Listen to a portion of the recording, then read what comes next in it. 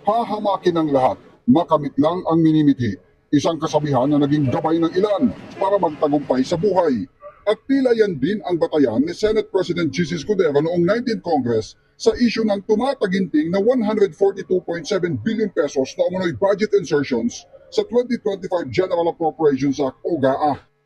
Sa video na nakuha ng Politico.com mula sa security footage ng Batasang Pambansa, makikita si SP Cheese sa North Wing hallway papasok sa tanggapan ni House Speaker Martin Romualdez.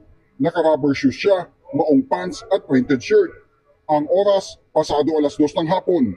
Ang petsa, November 30. Bonifacio Day, holiday. Nasundan ito ng isa pang pagbisita sa House. Ang unang pagbisita nangyari 2 araw matapos simulan ang Bicameral Conference Committee para sa GAA.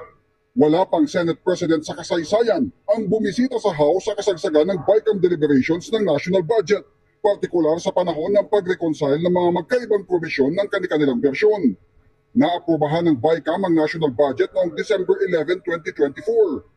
At sa pag-aaral ng Politico.com, pangalawa ang lalawigan ng Sorsogon na home province ni Escudero sa nakakuha ng pangalawang pinakamalaking budget para sa mga proyektong pang-infrastruktura kasama ang flood control projects. Nagkakahalaga ito ng 9.1 billion pesos. Pero pinakamalaking bahagi ng 142.7 billion pesos na umano'y budget insertions ay napunta sa baluarte ng kaalyado ni SP Cheese na si Joel Villanueva, ang lalawigan ng Bulacan. Higit ito sa 12 billion pesos. Para kay Senator Loren Legarda, kailangang mapag-usapan ito bago masimulan ang pagbusisi ng 2026 national budget.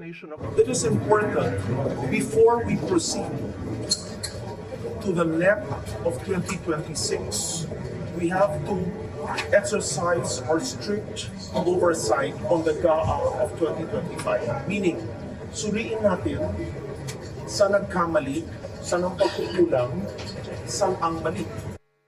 Hinimok naman ni Senator Amy Marcos ang Senate leadership na sagutin ang issue dahil para sa kanya, hindi ito pawang aligasyon lang dahil ito ay ang katotohanan.